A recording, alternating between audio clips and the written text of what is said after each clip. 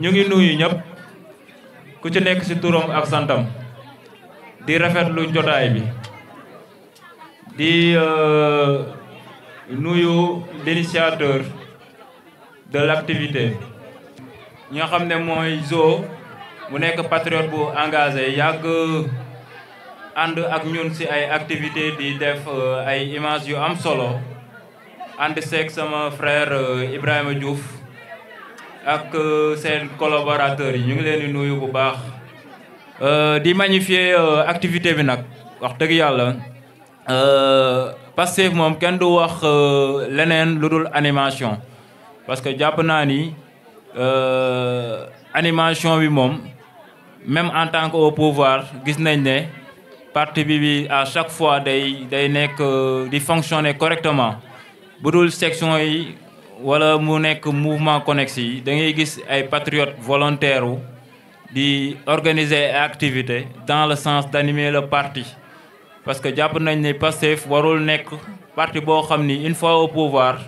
mu toog di xaar ay élections pour mu ñëw yëngatu donc bu amee lu mel nii un logo patriotique ñu pare toog di waxtaan donc loolu dañ koy encourager bu baax a baax. C'est un plaisir pour moi d'être la marraine de cette soirée de partage et de solidarité di rafetlu initiative bi sama frère Zo am tey pour teg ko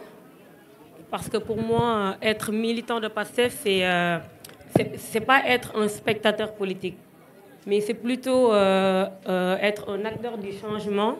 qui incarne les valeurs du parti, c'est-à-dire avoir un comportement exemplaire, avoir le sens du partage, mais également former et sensibiliser. Donc tey acte bi Zo posé Zo le patriote mu acte boo xamante ni képp kuy militant de Pastef daf ko war a def parce que c'est à nous militants de Pastef d'aller à la rencontre de chaque citoyen, de poser des actes forts parce que en fait c'est à nous de jouer un rôle dans la transformation de notre pays. Donc je vais profiter de cette occasion pour féliciter ko, pour encourager ko parce que Zo dafa nekk benn frère bu dynamique bu engagé di am contentement en tout cas si soirée tay bi mu jël ma def ma comme marraine ma si kontaan bu baax di profiter aussi ci occasion bi pour remercier toute la commune de Yeumbeul Nord parce que moi quand je suis arrivée il y a pas très longtemps j'ai trouvé des personnes très accueillantes très ouvertes ñu faciliter ma seen intégration. C'est d'ailleurs je profite de cette occasion pour remercier l'honorable député Mohamed Souaré qui m'a facilité l'intégration au sein de la commune. rafetlu nan bu baax a baax taxawaay bi ndax lii dafa rafet dafa baax ndax solidarité suñu borom ci boppam moo ko njëkk a digle waaw ndax dafa nekk loo xam ne day participer ci développement ndax àddina ñëpp tolloowuñu ñëpp yemuñu boo gisee ñu joxe zakat looloo tax parce que ñëpp tolloowuñu ci wàllu wërsëg waaye ñëpp tolloowuñu ci wàllu kàttan ak am ak man-man ndax yàlla suñu borom dafa wax ci alxuraan ni xaala lazina kafaru lil lazina amanu anit imu malaw yazawullahu at ama in antum illa fi dalalin mubin yéen ñi nga xam ne yéen a am lan moo tax doo leen dimbali ñi ñàkk mu ne ñi ñàkk nan def nan def ba am ñu mën a am alors que am na ñoo xam ne ba dañuy toog seeni mbir di dox am na ñoo xam ne buñ defee petit effort am na ñoo xam ne dañuy sonn te duñu am yàlla moo dogal looloo tax solidarité dafa baax waaw. tey nag Jo li mu def dafa rëy ci ñaari fànn mooy dafa dajale waa Yeumbeul yépp dajale sax waa Dakar yépp fii ci biir Yeumbeul Nord parce que tey ñépp daje nañ fi patriote yépp daje nañ fi loolu nag mooy wane la dimension de la personne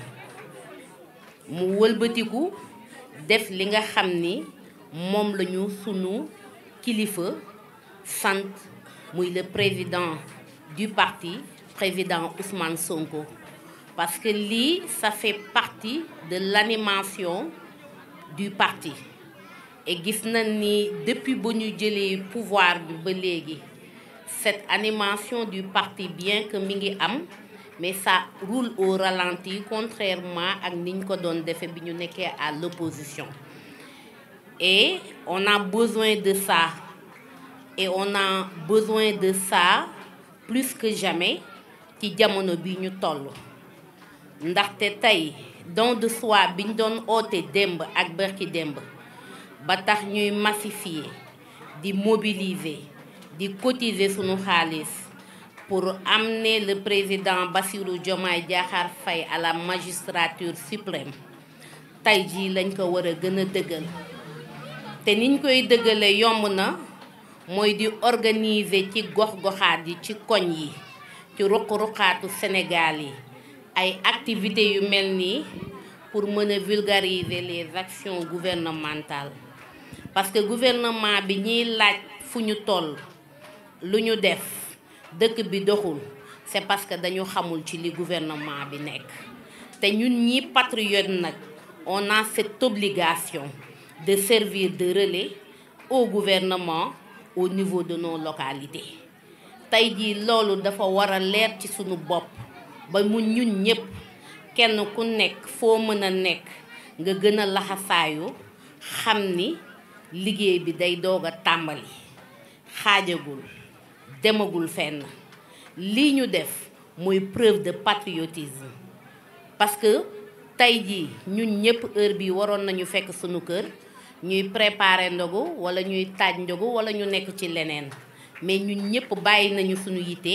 ñëw daje fii teg benn élan de solidarité initié par mon fils wëlbatiku di waxtaane projet bi xëy na nag li duuf ci nag bi yépp xajul ci cin li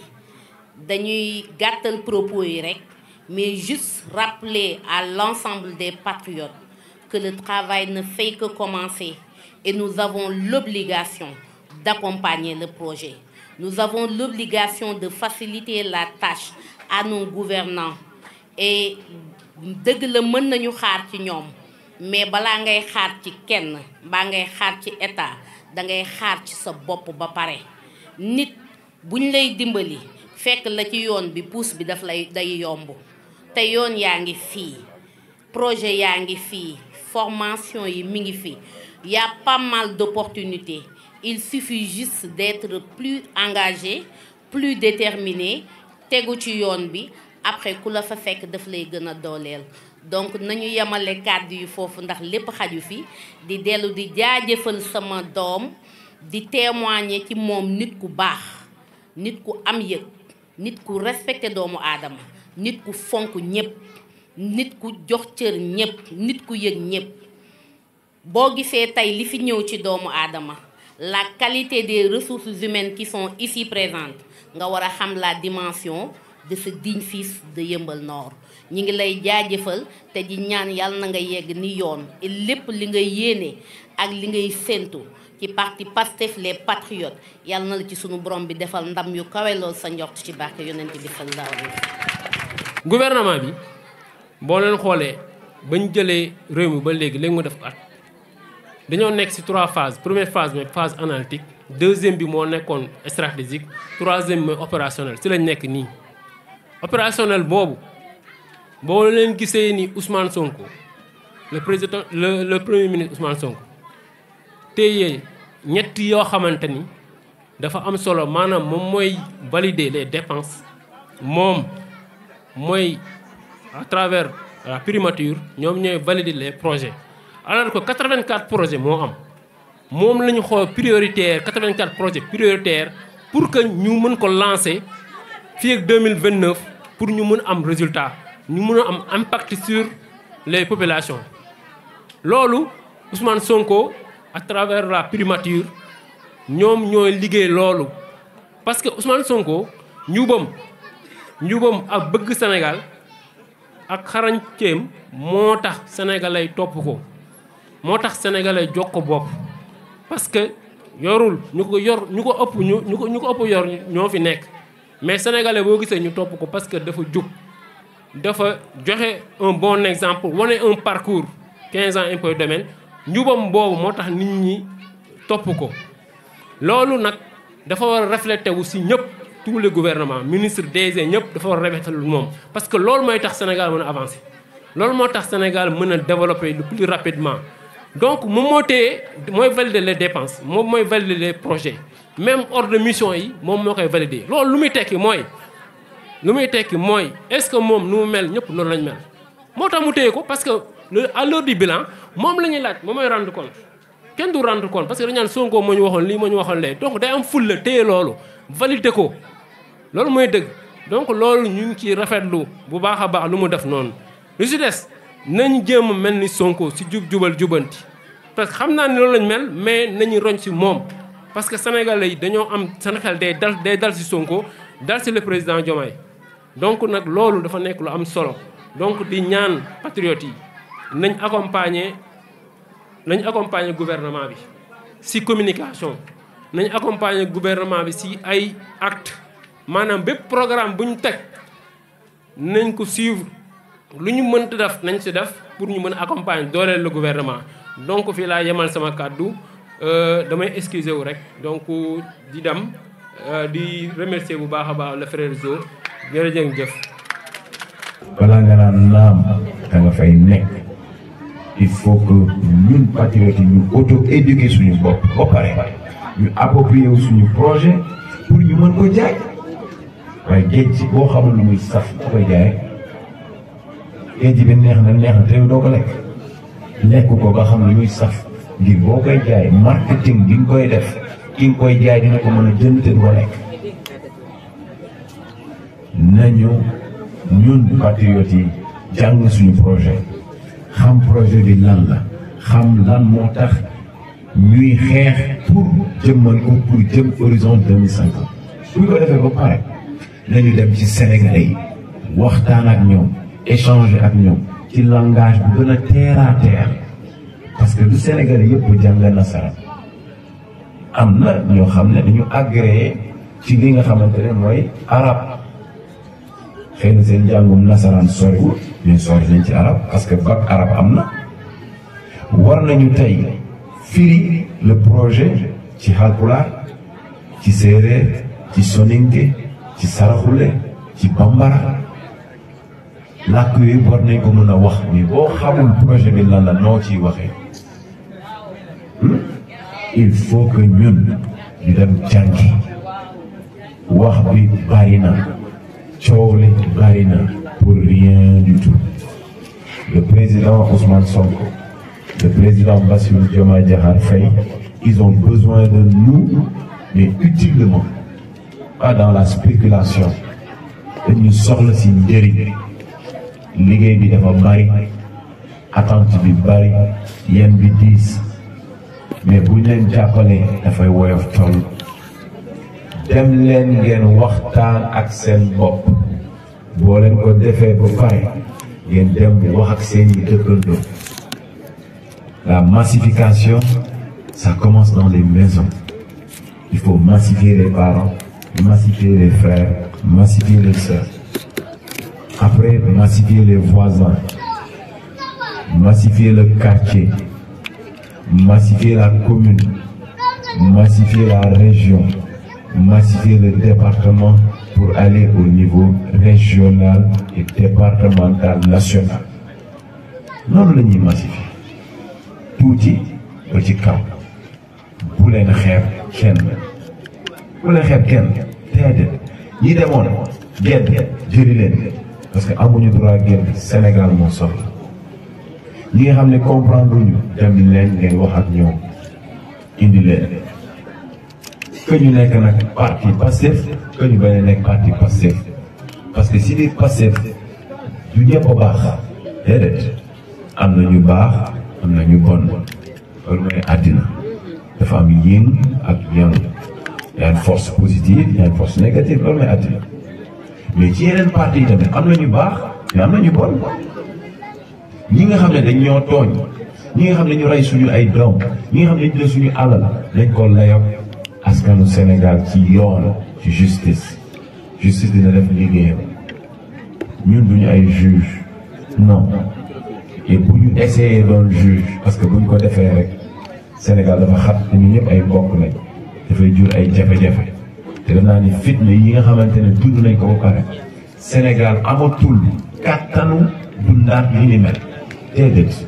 xam nga ban kattan la ñu am xool naka la ñuy jëlee from zero to hero from dara to leneen loo xam ne day amal njëriñ askanu Sénégal donc dem leen ngeen massifier si yeneen parti yi yeneen jëriñ yu baax ñi fa nekk ngeen indi ko pour ñun ñu dolli ko ci li ñu am pour dooleel suñu président dooleel suñu projet loolu mooy dëgg on ne massifie pas ce qu'on a bu ñu naxante sama gars yi bu ñu naxante on ne massifie pas ce qu'on a on massifie les sympathisants yi nga xamante ne ñoom signé guñu du ñu massifier li nga xamante ne mooy nekk nañ ci parti bi ba pare non dañuy dem seet ñi nga xamante ne comprendre ñu projet bi ñu waxtaan ak ñoom ñu xelal leen ñu wan leen yoon bi pour que ñu ñëw dugg ci parti bi ñu ñëw dooleel parti bi parce que ay Sénégalais lañ mais le gouvernement du Sénégal boo leen xoolee dans l'administration mais on n'a pas que des patriotes on a des sympathisants on a des gens qui yoo xamante ne ils ne sont même pas politiques mais ils servent le Sénégal utilement léegi ñooñu est-ce que dañ leen war a exclure de la société est-ce que parce que tu n'es pas patriote tu fais pas partie du Sénégal non ñëpp ay patriotes lañ mais il va falloir aujourd'hui que ñun ñu jël suñu bâton de pèlerin ñu dem ci ñi nga xamante ne bokkuñu ak ñun parti ñi nga xamante ne bokkuñu ak ñun parti ñi nga xamante ne ay sympathisants lañ ak ñi nga xamante dañuy wax seen bopp apolitique ñu boole leen ci la politique ça commence dans la maison je pense que la relation parentale c'est de la politique il faut pas qu'on se trompe nii dañ la wax man duma politique non nous on va faire de la politique mais de la politique autrement bu njëkk ba bu ñu waxee politique mooy koo xamante ne lay wax du dëgg def naa ni président Ousmane Sonko boobu ba léegi yàlla suturaal na ko ba lépp li nga xamante ne mi ngi ñu ko doon wax dañu woo ci projet bi ba tey jii dëgg la ñu gis ci moom te dëggu boobu mu dëgg ñun patriotes yi war nañ mën a jàng ci moom pour def politique bu mel noonu donc bu ñu naxante Zo am nga liggéey bu mag fii ci biir Yeumbeul il faut informer juste et vrai jël leen li gouvernement bi di def ci lu baax ngeen won ko askanu Yeumbeul Nord wax leen jéego yi am solo yi nga xamante ne moom la gouvernement bi di efforcer wu tous les jours di ko def pour askanu Sénégal informer leen ñu xam ni ñu ngi fi pour ñoom liggéey bi pour ñoom lañ koy def sacrifice yi ñuy def pour ñoom lañ koy def pour que bu ëllëgee Sénégal bi nga xamante ne ñun ñoo ko bokk kenn ku ci nekk gis ci sa bopp si loolu lañu war a dem xeex bi foofu la di woo yéen waa Yeumbeul ngeen jàppale seen frère bu baax a baax ngeen taxawu ko ngeen xam ne jàmbaar la ma leen di jaajëfe yéen ñëpp bu baax di leen massaw di leen wax kooru jàmm di leen jox nuyoowu président de la république di leen jox nuyoowu premier ministre naam mënuñu dem fépp mais mën nañ nekk fépp parce que président dafa am ay démembrement day def délégation de pouvoir fi mu mënul dem Zo demal ko fa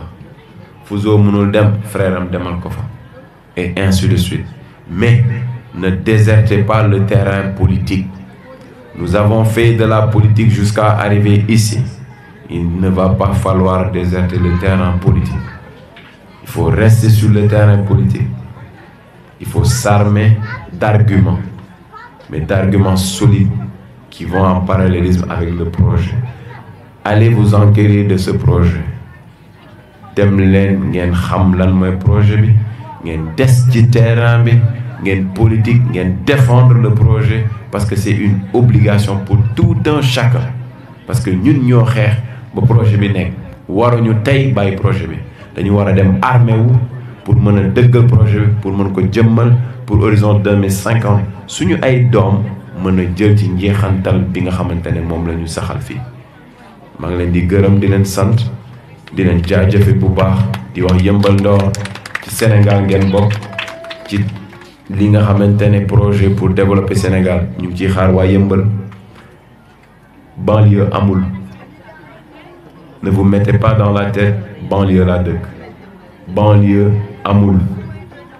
kenn ku ci nekk fi nga dëkk mën na nekk Eldorado kenn ku ci nekk fi nga dëkk mën nga fa doon Pacha kenn ku ci nekk fi nga nekk war nga fa mën a am li la doy li la neex mi ngi commencer lépp nag ci set la propreté il va falloir insister dans la propreté des cœurs de l'esprit avant l'espace asalaamaaleykum wa rahmatullah. moom moo ci am solo te ñu jàpp ko mooy cet élan de solidarité bi nga xam ne tey si loolu la ñu convier mu doon loo xam ne lu am solo la parce que ça répond un tout petit peu à li nga xam ne ñun les militants en fait de Pastef ci loolu la ñu nekk mooy la solidarité donc mu rimé aujourd'hui avec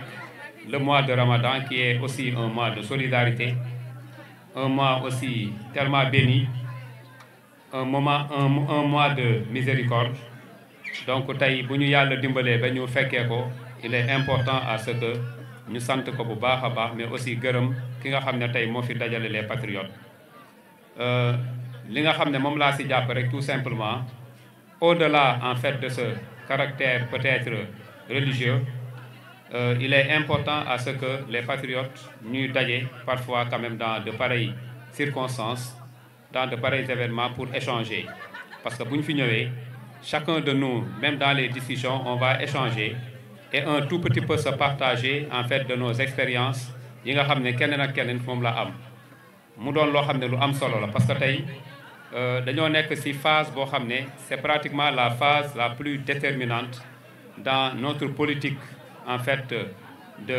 patriotes, mais aussi dans notre militantisme. Parce que ban phase la c'est la phase où aujourd'hui ñun dañoo war a lépp li nga xam ne dañ ko war a teg mu nekk un accompagnement de l'action gouvernementale. Donc ñu war a animer un tout petit peu le parti. Sànq rek maa ngi ko doon wax le pilier ñu doon waxtaan mu ne parce que bañ jëlee pouvoir bi pratiquement c'est comme si les gens ont perdu la notion de l'organisation. Parce que lu ñu doon gisee gars yi di organiser ma ne ko non c'est pas la notion de l'organisation seulement mais boo seetloo ñun on a tout simplement quand même reculé un tout petit peu dans la communication dañuy am problème dans l'organisation dañuy am problème ba ñuy nekk opposition lañ gënoon a xarañ même tey boo fekkoon ay patriotes di football sax terrain football ñu ñu daan footballee temps ñuy nekk opposition ak nu ñuy footballee léegi sax bokkatul donc ba ñuy nekk opposition la gars yi gënoon a aay donc cela daf ñu nekk en fait di dab ci lu baree bare te je pense que tey dañu war a nekk ci moment boo xam ne c'est un moment en fait de lucidité c'est le moment où en fait dañu war a gën a wone la détermination l'abnégation mais aussi le patriotisme parce que le militant de PASTEF on le voyait comme étant le militant différent de tous les militants en fait des autres partis donc loolu moo nekkoon le cachet particulier du militantisme en fait de PASTEF donc da nga daan dox sax pratiquement boo nee man Pastef laa bokk les gens te regardaient comme une star et loolu dafa mel ni dafa commencé wàññeeku léegi mais c'est tout simplement parce que ñun ñoo commencé en fait di wane loolu en tenant certains genres de discours du genre non gars yi dañoo découragé léegi gars yi dañoo yéex léegi nit ñi dañoo war a liggéey nit ñi dañoo war a def telle chose et je pense que c'est des discours en fait yoo xam ne ñun dañ ko war a moytu en réalité peut-être entre nous on peut peut-être échanger par rapport à ça mais il arrive à ce que nous soyons même avec nos adversaires et de tenir ces genres de discours donc yooyu je pense que c'est des erreurs yoo xam ne ñun dañ ko war a moytu et que l'on comprenne en réalité que sunu dëkk bi dañ fi fekk loo xam ne lu garaaw ni ko gars yi yàqee sax pratiquement ñi nga xam ne ñoom ñoo nekk ci biir xëy na bu ñu génnoon tey di teg par benn li fi yàqu dinañ xam ne c'est pas en 10 mois ou bien en une année la ñuy defaree affaire yi ba pratiquement lépp changé. Nous avons opté de faire de la politique, nous avons opté en fait d'être dans un parti où il y a de dignes fils sénégalais yu ci nekk et ces gens-là quand même ont beaucoup perdu en fait dans leur vie politique. Et c'est la raison pour laquelle il doit vraiment falloir à ce que parfois que nous militants que nous militants de PASTEF ñuy def un tout petit peu dellu ginnaaw un tout petit peu fàttaliku si li nga xam ne jotoon nañ ci jaar, à savoir les moments difficiles qu'on a eu à vivre ici dans ce pays. Des moments difficiles qu'on a eu à vivre dans ce monde parce qu'il arrivait des moments où on avait des citoyens sénégalais qui sortaient du Sénégal di dem yeneen horizon. Am na ñu fi dem Mali, am na ñu fi dem Canada, am na ñu fi dem feneen ak feneen. Donc cela veut dire que le militant de PASTEF, c'est le militant qui a vécu en fait des moments très difficiles quand même sur le plan international. Et c'est la raison pour laquelle il ne doit pas arriver aujourd'hui mu commencer am benn comportement de découragement boo xam ne moom la war di wane. Nous devions rester forts pour pouvoir quand même accompagner cette action gouvernementale. Nous avons en face de nous des gens quand même qui bu ñu sañoon ñu def benn mandat rek jóge fii. Et nous parlons en fait de faire 50 ans en fait au pouvoir. 50 ans au pouvoir, il faut être vraiment endurant. Il faut être concurrent. Donc loolu du ci lii ay découragement wala affaire yooyu lañ ci war a yeggee. Donc je pense que c'est à nous quand même de comprendre que les destinées de ce pays ne peuvent pas en fait être changées si aujourd'hui les patriotes en fait ne sont pas soudés, si aujourd'hui les patriotes ne restent pas conscients que l'avenir du Sénégal est entre les mains des patriotes. Bu ngeen xoolee fu ñu jógee ba fu ñu toll nii tey di ngeen xam ne les choses vont changer. Man moom chaque fois c'est ce que je dis aux gens ba si tey rek loolu laa ci doon wax, les choses vont changer et chacun de nous en fait doit quand même montrer aux Sénégalais que nous sommes en fait sur la voie du changement et que nous allons changer les destinées de ce pays. Bu ngeen xoolee tey keroog maa ngi dajeeg benn opposant pharmacie la ñu daje mu naan ma non lan ngeen fi defagum lii ak lii ma ne ko yow am nga kër mu ne ma si man am naa kër voilà ma ne ko sa kër yow dañ koy tabax combien de temps la def mu ne ma chantier bi mu ngi commencé en fait en 2014 mais ba 2017 lay doog a dëkk ma ne ko combien d'années la mu ne ma 3 ans ma ne ko yow benn kër 3 ans en fait pour mu taxaw ba nga mën fa dëkk. Aujourd'hui on te parle de tout un pays,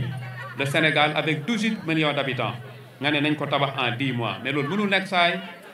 mu ne ma non di nga wax dëgg la de ma ne ko donc il faut quand même que ngeen comprendre affaire yi noonu mu ne ma mais affaire yi dafa mel ni tey ñun ñi dañoo gën a sonn dafa am ay yàqu-yàqu ma ne mais aussi quand tu viens tu t'installes en fait dans une maison mais kër gi doo ñëw rek dëkk da ngay raxas da ngay génnee ay affaire tey si loolu la ñu toll instant yi. Maintenant c'est à nous militants de le comprendre et d'être patients et de comprendre que dinañu changer dëkk bi et que les jeunes en fait vont travailler dinañu changer dëkk bi et que la vie ne sera plus chère dinañu changer dëkk bi et que les gens ne vont plus souffrir dinañu changer dëkk bi jusqu'à ce que en fait la corruption et certaines choses en fait ne puissent plus quand même vraiment régner ici au Sénégal. Li nga xam ne moo fi doon am démb ñun tey dañoo jóg pour changer ko mais quand même il faudrait quand même que les militants ñu amaat beneen taxawaay beneen comportement te ñu bañ a décourager. Parce que tey da ngay dégg gars yi ne non man dama cotiser ba sonn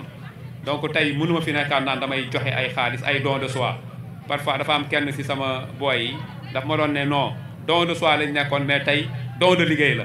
waaw don de liggéey doon na yor xaalis mais bon loolu ça va venir ça va venir c'est pas du tic au tac qu'on va en fait changer les choses c'est pas pour rien que les gens parlent d'horizon 2050 c'est parce que xam nañ ni en fait il faut mu am ay phases c'est des étapes donc nañ ci nekk et vraiment dina am mbégte waat encore une fois quand même partager ak yéen vraiment cet événement di ci remercier waat encore une fois le frère Jo mi nga xam ne ñun dañoo bokk benn fédération moo tax ñu ne ko nag cette organisation là ñun dañuy jàpp ni c'est pour la fédération des cellules de PASTEF ASECNA parce que comme c'est quelqu'un parmi nous donc bu xewlee benn mbir rek il faut ñu nekk ci di leen jaajëfalaat bu baax a baax si déglu bi ngeen ma déglu te lépp lu ci dëng rek ngeen xam ne peut-être c'est sama matadi la de petit patriote li ci jub yëpp ngeen xam ne moom mooy li nga xam ne moom la sunu borom wërsëgale ak suturaale ba mu doon loo xam ne lu jub la donc di leen ziar bu baax a baax di leen jox dig daje beneen yoon merci beaucoup